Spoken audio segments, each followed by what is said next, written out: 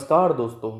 कहते हैं घर सिर्फ दीवारों से नहीं बनता, घर बनता है रिश्तों की डोर से, समझ और संस्कारों से।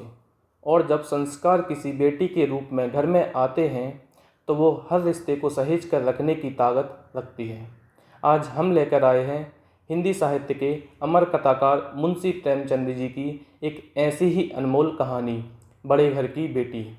यह कहानी सिर्फ एक परिवार की नहीं बल्कि हर उस घर की है जहाँ अहंकार और स्वाभिमान के बीच पुल बनती है एक स्त्री। गांव के एक साधारण लेकिन सम्मानित किसान परिवार में दो भाई रहते थे, रामेश्वर और श्रीकंठ। दोनों भाई एक ही छत के नीचे एक ही खेतों में मेहनत करते और एक दूसरों का सहारा थे। बड़े भाई रामेश्वर का स्वभाव गंभीर, संयमी और जिम्मेदार था। वह हर बात सोच समझ कर करता, परिवार की मर्यादा और एकता को सर्वोपरि मानता। छोटा भाई श्रीकंठ इसके विपरीत था। वह थोड़ा जिद्दी, जल्दी गुस्सा करने वाला और अहंकारी स्वभाव का था। समय बीता और रामेश्वर का विवाह एक बड़े घर और संपन्न घराने की कन्या अनारकली से हुआ।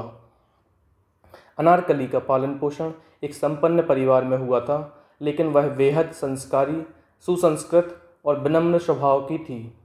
विवाह के बाद जब वह अपने ससुराल आई तो उसने सबका दिल जीत लिया।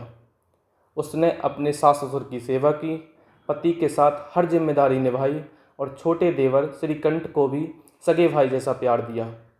बड़े घर की बेटी होने के बावजूद उसमें जरा भी घमंड नहीं था। वह जानती थी कि एक स्त्री के संस्कार ही परिवार को जोड़े रखते हैं। शुरुआत में सब कुछ सुखमय था। घर में खुशहाली और प्रेम का वातावरण था, लेकिन धीरे धीरे श्रीकंठ का स्वभाव घर में तनाव का कारण बनने लगा। उसे लगने लगा कि भाभी की राय अब घर में अधिक चलने लगी है, जिससे उसका महत्व कम हो रहा है। उसका यह भ्रम धीरे धीरे अहंकार में बदल गया। छोटी छोटी बातों पर वह भाभी से नाराज होने लगा और कई बार उसके साथ अपमानजनक व्यवहार भी करने लगा। अनारकली हर बार धैर्य और संयम से स्थिति संभाल लेती।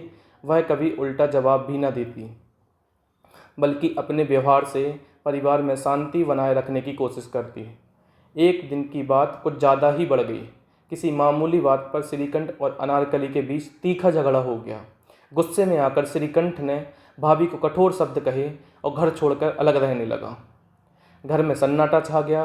रामेश्वर दुखी था, लेकिन उसने अपने भाई को दोष नहीं दिया। अनारकली भी अंदर से टूट चुकी थी, फिर भी उसने कभी श्रीकंठ के लिए बुरा नहीं सोचा। वह जानती थी कि गुस्सा पल भर का होता है और समय के साथ सब कुछ ठीक हो जाएगा। दिन बीतते गए। श्रीकंठ अब गांव में अलग रहने लगा था। उसका गुस्सा धीरे धीरे कम हो रहा था, लेकिन वह अब भी घर लौटने की हिम्मत नहीं जुटा पा रहा था। इसी दौरान एक दिन खबर आई कि श्रीकंठ गंभीर रूप से बीमार हो गया है। यह सुनते ही अनारकली बिना एक पल गवाए उसके पास पहुंच गई। उसने बिना किसी शिकायत और गिले शिकवे के उसकी सेवा करनी शुरू कर दी। उसने दवाइयाँ लाई, उसकी देखभाल की और दिन रात उसकी सेवा में जुटी रही। श्रीकंठ को जब एहसास हुआ कि जिस स्त्री को उसने अपमानित किया था वही आज बिना किसी स्वार्थ के उसकी देखभाल कर रही है, तो उसका दिल पिघल गया। उसे समझ आया कि रिश्तों में असली ताकत गुस्से या अहंकार में नहीं बल्कि प्रेम, क्षमा और त्याग में होती है। धीरे धीरे वह स्वस्थ हुआ और एक दिन खुद ही अपने बड़े भाई के घर लौट आया। रामेश्वर ने उसे गले लगा लिया और परिवार फिर से एक हो गया। अनारकली की मुस्कान फिर से खिल उठी। निष्कर्ष, बड़े घर की बेटी केवल एक पारिवारिक कहानी नहीं है, बल्कि यह जीवन का एक गहरा संदेश देती है। यह सिखाती है कि रिश्तों की डोर कभी अहंकार और गुस्से से मजबूत नहीं होती, बल्कि मजबूत होती है त्याग, क्षमा और समझ से। अनारकली ने अपने संस्कार, संयम और प्रेम से साबित कर दिया कि स्त्री ही परिवार की असली धुरी होती है।